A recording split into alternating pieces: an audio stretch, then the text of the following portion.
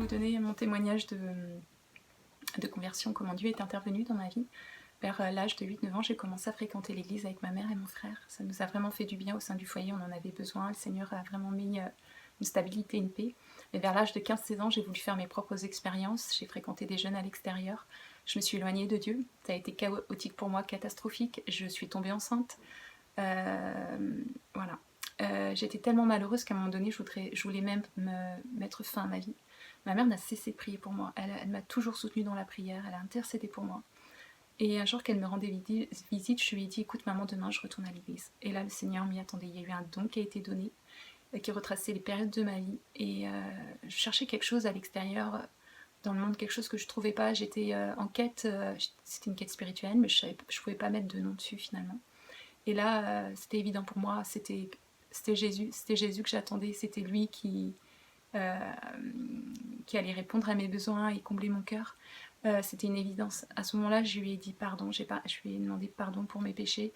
J'ai pleuré sur ma situation, je réalisais combien j'avais pu le faire souffrir, combien je m'étais éloignée de ses plans. Et là, voilà, j'étais convaincue que ma vie c'était pour lui maintenant, que je voulais lui donner toute ma vie, m'investir pour lui. J'ai mis ma vie en règle et avec Enora, voilà, on a été comme ça dans notre quotidien toutes les deux sur plusieurs années à vivre près de Dieu, à aller à l'église, voilà. Mais à un moment donné, j'ai commencé à sentir que la solitude me pesait. Et j'avais fait cette prière au Seigneur, Seigneur, si un jour tu permets que je refasse ma vie, je voudrais que ce soit avec un homme de Dieu, un homme qui t'aime profondément, un homme qui te sert. Parce que c'est ce que je voulais de ma vie, je m'étais investie pour le Seigneur, je voulais le servir, et voilà, je voulais rencontrer un homme qui ait ces mêmes choix de vie. Et je l'espérais, mais je n'osais pas l'imaginer, parce que vu ma situation, vu mon passé, je me dis mais quel homme voudrait de moi, quel homme voudrait partager ma vie avec moi, avec une enfant qui n'est pas le sien. Toute cette situation-là, pour moi, était trop compliquée pour qu'un homme qui aime, voilà, qui s'investit pour Dieu et tout ça, veuille partager sa vie avec moi. Un jour, on m'a demandé d'aller travailler au sein d'une colonie. Je n'avais pas forcément envie de faire d'y aller, vraiment.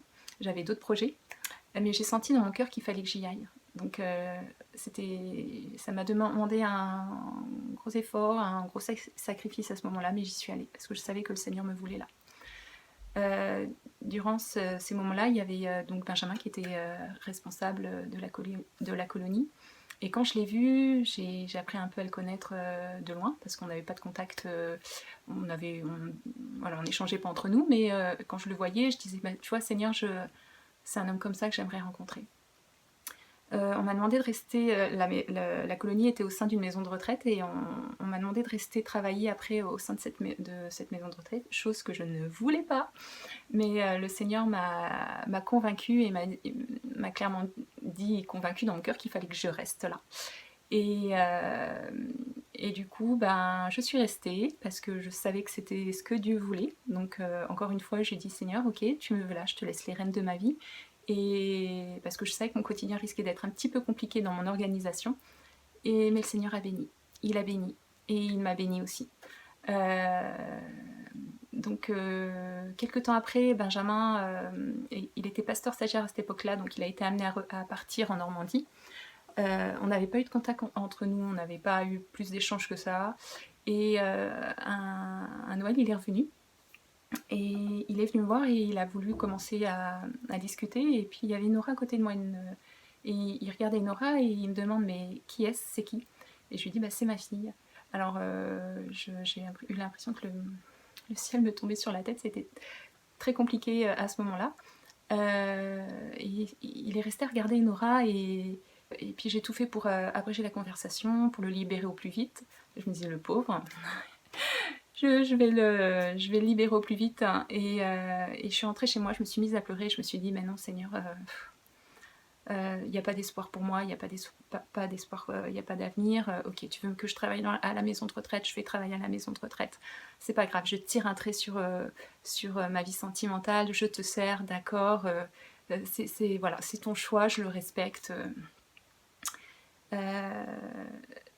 10 jours après, je reçois une lettre. C'est Benjamin qui m'écrit parce qu'il souhaite qu'on apprenne à mieux se connaître par correspondance. Et en fait, ce qui s'est passé au moment où il a vu Enora, un amour est né pour elle, un amour est né pour moi.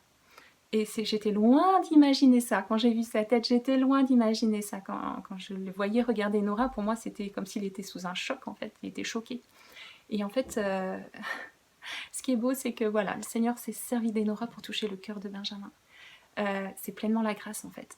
J'ai vécu la grâce de Dieu. Il m'a pardonné et il a restauré ma vie. Il m'a donné l'homme que je souhaitais. Parce que j'ai accepté de rentrer dans ses plans, parce que je lui ai demandé pardon pour mes péchés, et parce que j'ai accepté de rentrer dans ses plans. Lui sait le pourquoi des choses. À ce moment-là, je n'avais pas forcément envie d'être au sein de cette structure, mais lui savait pourquoi.